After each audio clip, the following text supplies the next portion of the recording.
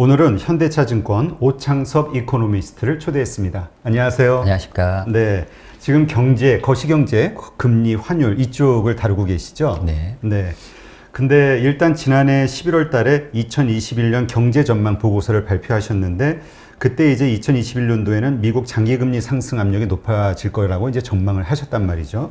근데 이제 지금 연초부터 10년물 국채금리가 상승하면서 지금 뭐 주식시장까지 지금 흔들고 있는 상황이잖아요. 네. 어떻습니까? 그때 그렇게 전망하셨던 이유와 지금 벌어지고 있는 상황들 어떻게 지금 이해를 하고 계시나요? 우선은 작년에 이제 예상했던 뭐 장기금리 상승 그 부분보다는 현재가 지금 뭐 속도가 굉장히 가파르다라고 볼 수가 있고요. 그 이유는 작년에 이제 국내외 이제 채권금리가 오를 거라고 봤던 이유는 우선 수급이었습니다. 그러니까 코로나 이후에 작년에 굉장히 국채 발행이 많이 늘었었고, 근데 올해도 사실 뭐 국내도 오히려 작년보다 더 국채 발행이 늘어나거든요. 미국도 이제 작년에 이제 그 바이든 대통령이 되면서 바이드노믹스라는 게 또 이제 부각이 되면서 올해 경기 부양책 굉장히 세게 나오겠다, 국채 발행 늘겠다, 뭐 이런 측면들이 채권금리의 상승 압력을 높일 거다라고 봤는데, 근데 이게 하나의 어떤 그 사고가 터진 게 사실 연초였습니다. 예상을 못했던 이제 그 민주당 블루웨이브가 났잖아요. 네네. 사실 거기서부터 이제 미국 채권 시장이 더 급변동하기 시작했거든요. 그게 민주당이 사실은 이제 상원은 못 가져간다. 그러니까 뭐 백악관이랑 하원까지 가져가고 이제 공화당이 이제 상원은 가져갈 거라고 봤는데 조지아 선거에서 이게 민주당이 결국은 상원까지 가져갔어요. 그러다 보니까 이게 뭐 의회까지 장악하다 보니까 이제 브레이크가 없는 거죠. 하고 싶은 대로 다 할 수 있겠구나. 그러니까 이제 바이드노믹스가 이제 완전히 근데 그 다음에 바로 나왔던 게 뭐냐면 작년에 이제 얘기됐던 게 1조 달러 규모의 경기부양책이었거든요. 그렇죠. 그게 1.9조, 지금 이제 지난주 하원 통과했거든요. 이제 상원이 이제 표결만 남겨놨는데 갑자기 거의 2배 가까이 늘어난 거예요. 그러다 보니까 이거 왜 이러지 하면서 이제 채권금리가 이제 급등을 하기 시작합니다. 거기에 이제 더 불을 부었던 건 뭐냐면 이런 표현하면 그렇지만 연준의 배신이랄까요. 연준이 작년에는 굉장히 많이 막아줬거든요, 금리를. 그렇죠. 네, 전체 미국 국채 발행의 한 55%를 연준이 샀습니다. 네. 그래서 이제 상당히 많이 살 거다 했는데 연준이 갑자기 손을 딱 빼고 이제 대기 모드로 바뀐 거예요. 그러다 보니까 이제 굉장히 이제 수급 부분에서 물량은 늘어났는데 이제 그거 안 사주니까 수급 시장에서 막 그러니까 요동을 치면서 채권 금리가 정말 급등하는 상황이 발생한 거죠. 네. 그렇군요. 그러니까 지금 사실 작년에도 그 문제점이 하나가 예전에는 보통 외국의 중앙은행들이나 뭐 이런 쪽에서 기관에서 이제 샀는데 그게 이제 미달이 되면서 이제 뭐 연준이 다 사줬다 이런 게 불길한 시그널 아니냐 이런 얘기가 사실 나오긴 했었죠. 그래도 설마 연준이 다 사줄 거라고 생각했는데 그럼 왜 이렇게 빠진 이유는 지금 시장에서 왜 그렇다라고 평가하고 있나요? 주식시장 말씀하시는 아니요, 연준이 그 국채를 인수하지 않는 이유.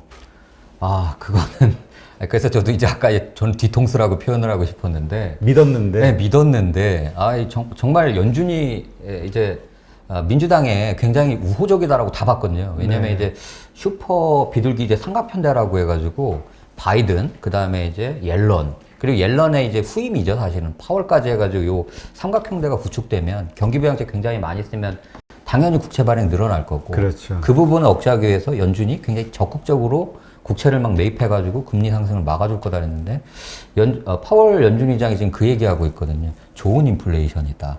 경기가 좋아지는 거에서 나타날 수 있는 자연스러운 현상이고, 그러니까 오히려 이제 연준은 이제 어떤 부분을 생각하고 있는 것 같냐면 작년에 정말 굉장히 많이 돈을 풀었거든요. 그렇죠. 그러다 보니까 이게 경기가 이렇게 회복되는 국면이라면 굳이 무리해서까지 이렇게 돈을 많이 풀어서 더 거품이라든지 이런 금융물건을 키우는 것 자체가 더 위험하다라는 약간 신중한 태도인 거거든요. 그게 지금 작년의 연준과 현재 연준이 바뀐 그런 차이라고 봅니다. 네. 사실 어떤 분들은 그런 얘기를 했었죠. 그러니까 미국 시장이 좋아지고 있는 게 악재다. 뭐 이런 얘기를 했던 게 기억이 나거든요. 근데 실제로 뭐 벌어지는 상황을 보니까 뭐 좋아질 거라고 생각되니까 예전에 안 좋아질 거라고 생각해서 했던 어떤 그 정책들이 나오질 않으니까. 근데 어떻습니까? 지금 어제도 그 연준에서 이제 그 발표하면서 연준이 화상 인터뷰 하면서 그 파월 의장이 그 뭐라고 했죠? 그 금리를 우리가 금리 시장만 보는 건 아니다. 뭐 전체 시장을 보고 있다가 금리 시장이 지금 급등 이런 걸 어떻게 손대지 않겠다라는 이야기를 표명한 것 때문에 지금 뭐 미국 주식시장도 빠지고 그런 거잖아요. 네. 어떻게 지금 그 봐야 될까요? 이 채권 금리가 지금 그 정도로 심각한 상황인가요? 근데 이제 채권 금리를 좀 살펴보면, 네. 근데 연준이 하는 게 이 이유가 없는 건 아니라고 봅니다. 왜냐하면 미국 같은 경우 지금 좀 다른 나라하고 좀 특수성이 있는 게 장기 금리 보통 얘기할 때 10년짜리 국채 금리를 얘기를 하는데 10년짜리 국채 금리를 가지고 이제 물가 국채라고 하는데 이제 실질 금리라는 부분을 살펴보면 그게 지금 마이너스가 폭이 굉장히 크거든요.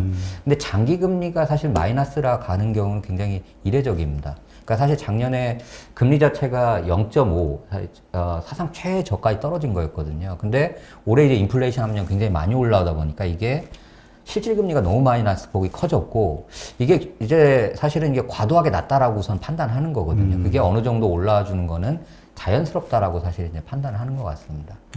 그럼 지금 시장에서는 지금 어쨌든 명목금리이긴 하지만 1.5, 뛰어가지고 1.55까지 올라왔다 네. 하는데 1.55까지 오른 그 가파른 속도 때문에 시장이 깜짝 놀란 거잖아요. 네. 근데 연준 입장에서는 그건 뭐 별로 문제 아니야 이렇게 보는 건가요? 예, 사실 어떻게 보면 그렇다고 볼 수 있는 것 같아요. 그러니까 시장과의 지금 연준의 굉장히 시각차가 굉장히 큰 것 같습니다. 예. 그렇군요. 그러면 우리 시장에서는 혹은 연준에서는 어느 정도 선을 좀 위험한 수준으로 보고 있다라고 생각하세요?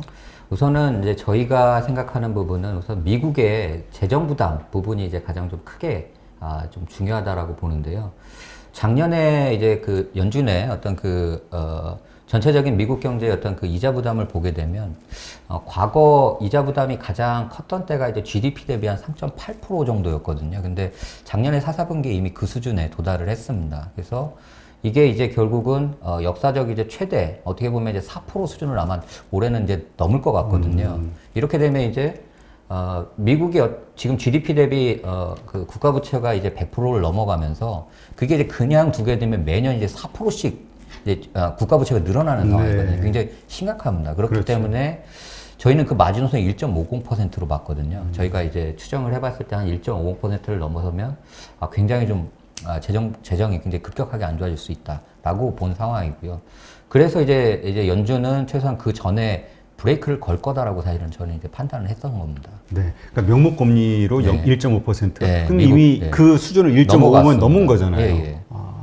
근데 또 미국의 그 국가 부채에 대해서 너무 걱정할 필요 없다 이렇게 얘기하시는 분들 입장에서는 금리 자체가 지금 워낙 저금리고 뭐 제로금리 상황이니까 이 양이 중요한 게 아니라 그 부채를 위해서 나가는 지출하는 비용이 중요한 건데 지금은 크지 않다 이런 얘기 하시는 분도 있거든요. 제가 그래서 말씀드린 게 이제 그 얘기거든요. 그 뭐냐면 0.5까지 내려가면서 사실은 이자 부담이 굉장히 많이 줄었거든요. 예. 근데 중요한 건 뭐냐면 이 Q가 너무 많이 늘어나면서 이제 P를 상쇄하고 이제 있거든요. 그래서 오히려 네, 그게 이제 마지노선이라 보고는 GDP 어떤 4% 수준을 넘어가는 게 사실 올해일 것 같거든요. 이렇게 되면 역사상 이자 부담 규모가 GDP 대비 이자 부담과 올해가 아마 최대가 될 것 같습니다. 그리고 지금 바이드노믹스의 핵심은 또 막대한 재정 정책이거든요. 앞으로 바이든이 재정 건전화를 좀 같이 가져간다라고는 하지만 그걸 감안해도 재정의 어떤 그 악화 속도를 감안하면 이게 결국 미국의 어떤 그 이자 부담이라는 부분, 재정 악화라는 부분이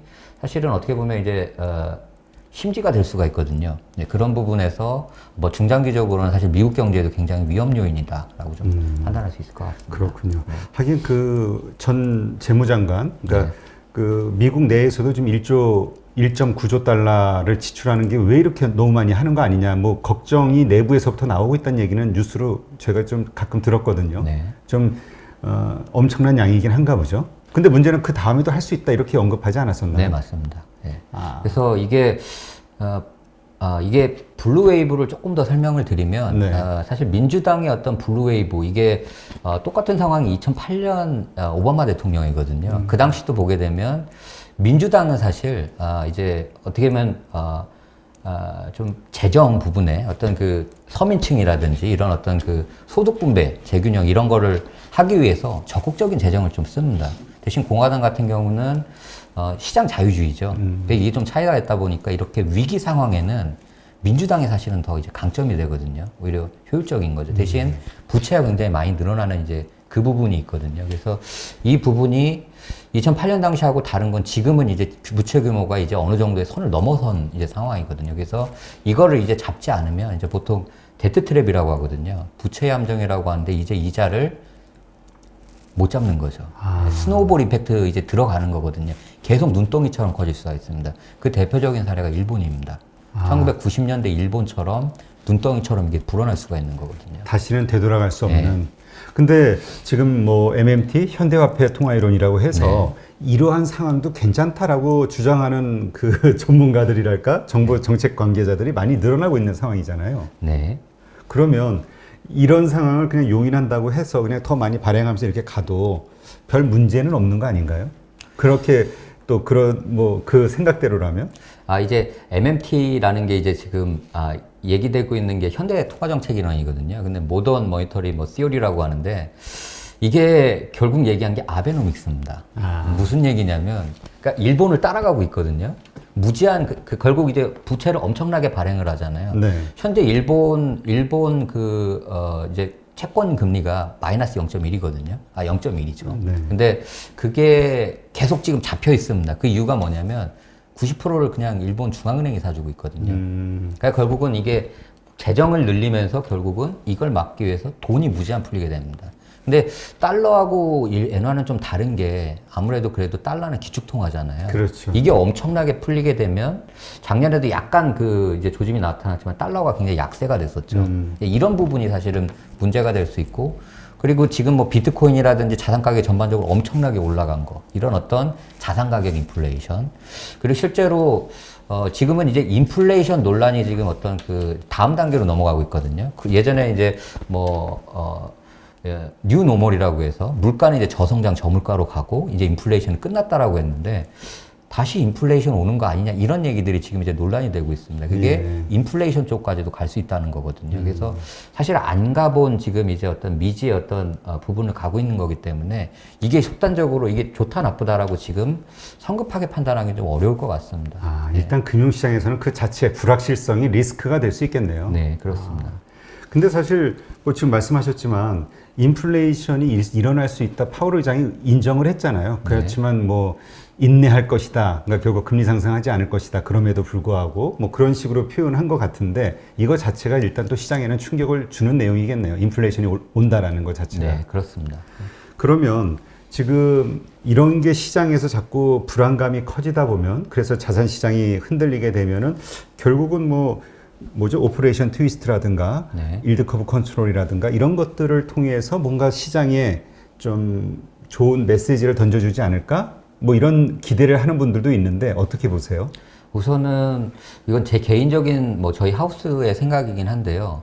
이 정도면 이제 나와줘야 된다라고 저희는 보거든요. 네. 근데 어제도 파월 연준 의장이 제가 이제 느끼기에는 그 기사 이제 그 내용을 보면서 느낀 거는 뭔가 이제 좀 다듬으려고는 한 것 같아요. 근데 시장이 예상했던 그런 어떤 그 정도는 아니었습니다. 무슨 얘기냐면 금리 급등 자체가 뭐 연준도 관심을 볼 정도는 된다라고 사실 얘기를 해줬는데 지금 이제 금융시장 쪽에서 보게 되면 이제 환율도 그렇고 또 이제 또 뭐 주식시장도 그렇고 굉장히 좀 플럭체이션 변동성이 굉장히 커졌거든요. 이럴 때는 조금 더 어떤 금리 그 변동성 부분을 변동성을 완화시키면 되거든요.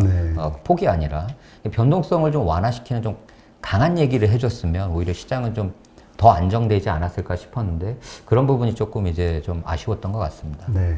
근데 그 보통 많은 분들이 생각하는 게 연준 의장이 한마디 한마디는 계산하에 한다라고 생각하잖아요. 실수하기보다는. 그렇다면 지금의 그 발언 기조, 그 어떤 분위기가 사실은 그냥 연준의 그냥 계산된 어떤 입장이지 않을까? 이렇게 생각할 수도 있겠네요. 네, 맞습니다. 사실 통화정책 수장의 그 말 한마디는 사실 절대 그냥 임의적으로 나오는 게 아니거든요. 그리고 연준도 그렇고 한국은행도 그렇고 이제 그 이야기들은 FOMC라면 FOMC, 우리나라는 금통위원들 있잖아요. 그 사람들의 모든 의견을 반영해야 되거든요. 그러니까 본인의 말이 아니라 그 그 어떤 그 통화 정책의 어떤 그 시스템의 어떤 그 내용을 반영해야 되기 때문에 지금 어제 이제 연준 위원들의 이제 최근 발언을 봐도 비슷한 이제 얘기들이 나오고 있거든요. 그러니까 뭐 대표적인 어떤 그 저기 그 연준 의장들 얘기 들어보면 YCC 아직 고려하지 않고 있다. 그렇지만 필요하면 쓸 거다. 이런 얘기를 하고 있거든요. 이제 그런 얘기 자체가 아직은 금리 상승 자체가 연준이 봤을 때는 그게 크게 문제가 되지 않는 정도다라고 사실 판단하는 것 같습니다. 그러니까 시장에서는 지금 얘기하셨던 것처럼 1.5%만 돼도 이건 해야 되는데 라고 네. 불안하게 보는데 연준은 그렇지 않다라는 그러니까 네. 시장과의 괴리가 있는 거네요. 시각이. 네, 그렇습니다. 그게 이제 결국 우리 주식시장을 흔들게 하는 요인이 되는 거고요. 네. 근데 그 가끔 제가 이렇게 그 금리 그 뭐죠 미국 그 장기 국채 그 거래 그 사이트 이런데 댓글들을 보면은 네. 이런 생각을 하시는 분들이 있어요. 누군가 채권을 좀 무지하게 갖다 팔아 제끼고 있다. 네. 근데 이제 그게 중국 아니겠냐. 그래서 중국이 오히려 미중 갈등 이런 문제 이럴 때 뭔가 더 좀 미국의 힘을 약화시키기 위해서 채권을 내다 파는 거 아니냐 이런 그 의견들도 있던데 근데 이걸 사실 상당한 사람들이 믿고 있더라고요. 어떻게 보세요? 뭐 그게 정확히 얘기하면 영향은 있습니다. 근데 사실 이제 그게 주가 된 건 아니고요. 지금 이제 미국 채권 시장을 보게 되면 굉장히 사실 지금 수급이 지금 굉장히 불안한 상황이거든요. 네. 그걸 좀 얘기를 해드리면 작년에 이제 미국 이제 전체 국채 순발행이 한 3조 원대 정도가 됐거든요. 4조 원대, 4조 원 달러. 가량 대략 4조 달러 정도가 됐었는데 그게 이제 올해는 한 3조 달러 좀 아마 밑에 정도 발행이 될 것 같습니다. 근데 전체 이제 발행에서 특징적이었던 게 절반 이상이 작년에는 우리나라로 치면 이제 재정증권이라고 하죠. 만기 1년 이내 짧은 걸로 다 발행됐습니다. 네. 그걸 이제 대부분 연준이 다 사줬거든요. 근데 이제 작년에는 워낙 급박했던 상황이었으니까 그냥 우선은 써야 되니까 이제 짧은 채권으로 했는데 이제 위기 상황이 돌아온 다음에 이제는 어떤 중장기적인 어떤 그 경제 계획을 이제 짜는 상황이잖아요. 이러면서 이제 올해는 전체적으로 한 1조 달러 이상 이제 국채 발행 자체는 주는데 문제는 중장기 국채 확 늘어납니다. 그러니까 오히려 중장기 국채는 늘어나는 구조거든요, 지금. 근데 거기에서 지금 안 좋은 게 뭐냐면 금리가 올라가면서 그 미국 국채를 사주는 세 가지 주체가 있습니다. 첫 번째로는 이제 연준이 있고요. 네. 두 번째로는 이제 그 투자기관들이 있겠죠. 투자기관들이 사주고 이제 나머지가 외국인인데 이 세 가지가 다 안 좋습니다. 첫 번째는 연준이 우선 가장 안 좋고요. 절반 이상을 사줬던 연준이 작년에는 작년에 전체의 50%를 넘게 2조 달러 이상을 사줬거든요. 근데 올해 이제 연준이 사는 건 딱 1조 달러입니다. 절반으로 줄었거든요. 근데 최소한 그 이상은 해줘야 되는데 이제 많이 빠졌고 이제 그걸 결국 그냥 나머지 두 군데에서 메꿔줘야 되는데 수급이 굉장히 안 좋은 이유가 지금 미국 수익률 곡선을 보면 단기 금리는 오히려 하락하거든요. 근데 장기 금리가 올라갑니다. 이게 어떤 거냐면 금리가 올라가면 이제 그 채권 투자 기관들이 포트폴리오를 조정해야 되거든요. 장기채를 팔아야 됩니다. 장기채 팔고 단기채를 살아서 이렇게 듀레이션을 이제 낮추게 되는데 장기채를 팔고 있는 상황이에요. 그러니까 장기채를 파는데 장기채가 더 늘어났어요.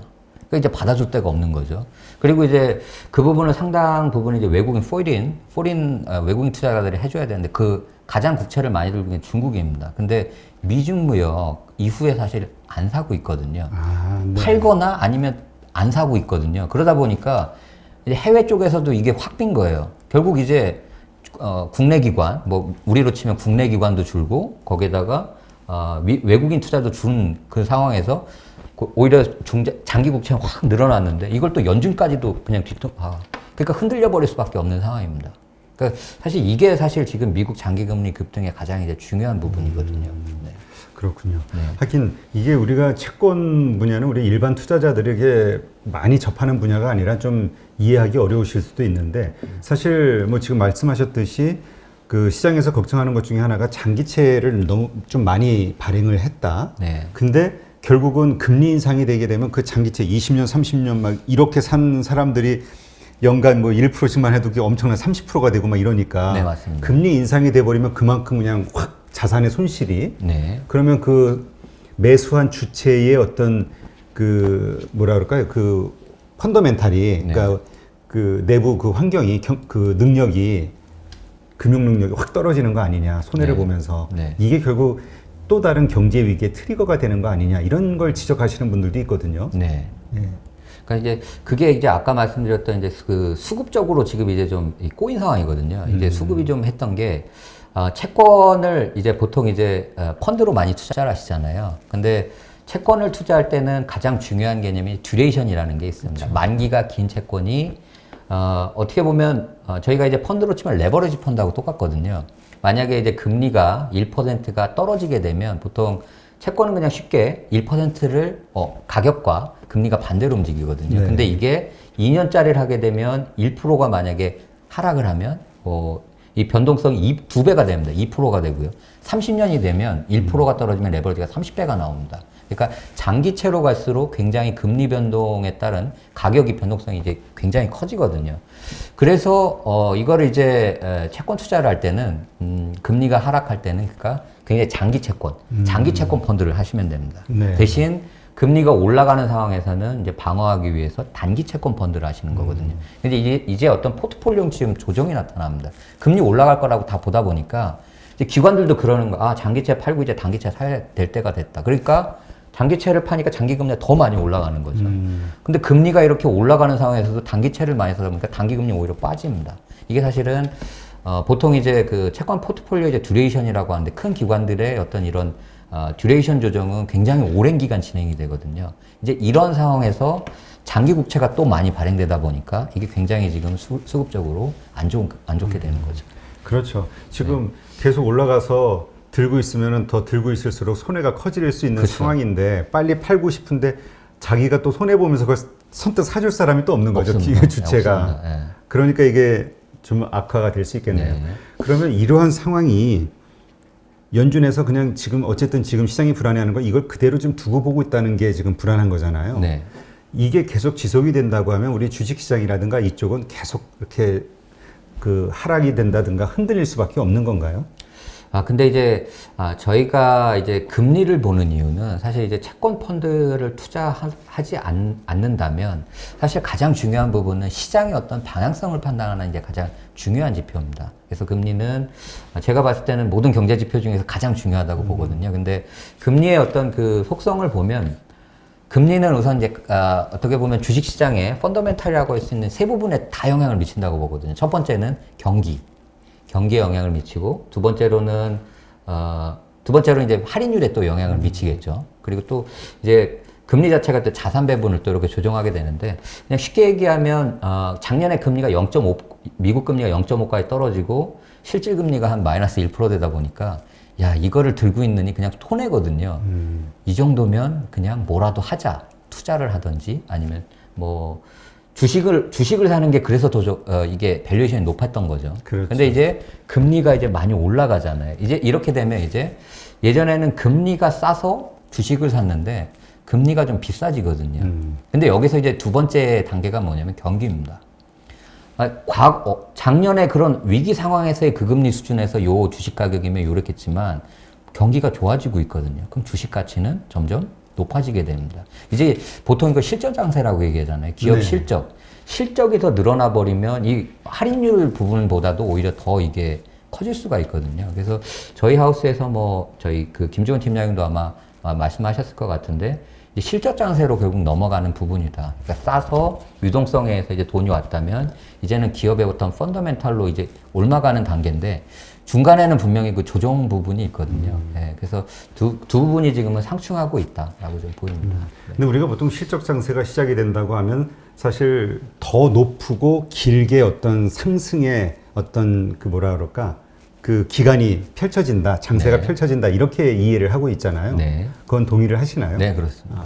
그러면 지금의 이러한 것들은 일시적인 어떤 조정 현상. 근데 이런 조정 현상이 어쨌든 마무리가 되려면 어떤 일들이 발생이 돼야 이게 정리가 되는 거 아닙니까? 네. 어떤 일들이 발생해야 이게 정리가 될 거라고 보세요? 우선은 금융시장은 결국 변동성이라는 부분이 가장 중요합니다.